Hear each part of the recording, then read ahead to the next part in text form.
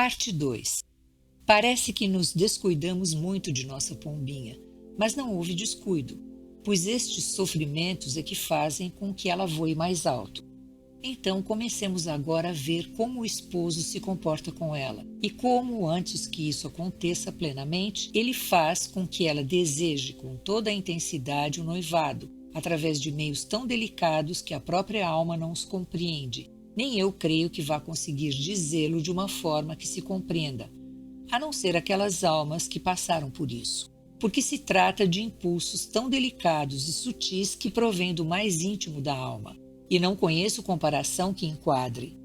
É bem diferente de tudo o que podemos procurar aqui na Terra, e até mesmo dos gostos espirituais de que falamos antes, porque muitas vezes, se a própria pessoa estiver descuidada e sem ter o pensamento em Deus, Sua Majestade a desperta à maneira de um cometa que passa de repente ou de um trovão, mesmo que não seja ouvido, mas a alma compreende muito bem que foi chamada por Deus, e de modo tão evidente que algumas vezes, especialmente no princípio, isso a faz estremecer e até se queixar, sem que seja alguma coisa que lhe doa.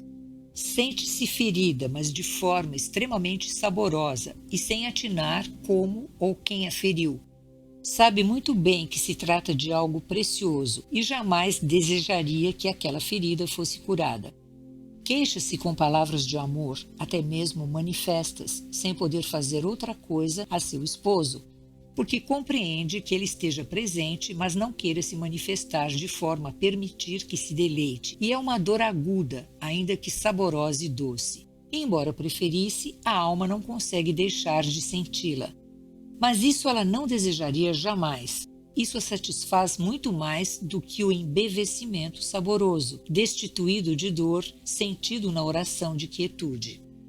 Parece que estou me desfazendo, irmãs, para vos dar a compreender esta operação de amor, e não sei como fazer, porque parece uma coisa contraditória que o amado dê claramente a entender que está com a alma e parece que a chama com um sinal tão certo que não se pode ter dúvida e um assovio tão penetrante que a alma o compreende e não consegue deixar de ouvir. Porque parece que o esposo que está na sétima morada fala de um modo sem articular as palavras, e todos aqueles que estão nas outras moradas não ousam interferir, nem os sentidos, nem a imaginação, nem as faculdades. Ó meu poderoso Deus! Como são grandes os vossos segredos e como são diferentes as coisas do Espírito em relação a tudo quanto se pode ver e entender nesta terra, pois com nenhuma outra coisa se pode compará-la, todas tão pequenas para as graças enormes que operais nas almas. Isto produz uma ação tão grande que a alma fica se desfazendo em desejos e não sabe o que pedir, porque lhe parece claramente que seu Deus está com ela. Vós me direis, mas se ela compreende isso, o que deseja ou o que a aflige? E que bem maior pode querer? Não sei dizer. Sei que esta dor parece lhe chegar até as entranhas e que quando aquele que a fere arranca a flecha atirada, é como se na verdade levasse junto às entranhas tamanho sentimento de amor que ela sente. Estava agora pensando se deste fogo do braseiro aceso, que é o meu Deus, não saltaria alguma fagulha e cairia na alma, de maneira que ela pudesse sentir aquele fogo aceso, e como ele não seria suficiente para queimá-la, e é tão delicioso, acabaria causando aquela dor, e ao tocá-la, produz aquele efeito. E quer-me parecer que esta é a melhor comparação que consegui fazer, porque esta dor saborosa, que não é uma dor, não se mantém sempre a mesma, porque às vezes dura muito tempo, de outras acaba depressa, conforme o Senhor a queira comunicar, já que não é algo que se possa procurar por nenhuma via humana. E embora algumas vezes seja longa, ela vai e volta. Em suma, nunca é estável, e por isso nunca acaba de abrasar a alma, pois quando vai abrasando a fagulha se apaga e fica o desejo de voltar a sofrer aquela dor amorosa que ela provoca. Aqui não se deve pensar se se trata de algo que provém da própria natureza ou causada por melancolia, nem tampouco uma ilusão do demônio ou da imaginação, pois que se trata de uma coisa que deixa claro de onde provém e que este movimento vem de onde está o Senhor, que é imutável. E estas operações não se assemelham a outras devoções, pois nestes casos o embevecimento excessivo do gosto espiritual pode causar dúvidas. Aqui todos os sentidos e faculdades estão sem nenhum embevecimento, avaliando o que poderá ser aquilo, e, a meu ver, nada podem o estorvar, acrescentar ou extrair aquela dor deleitosa. Quem recebeu esta graça de Nosso Senhor e quem a recebeu reconhecerá lendo isto. Dê a ele muitas graças e não precisa ter medo de que haja algum engano.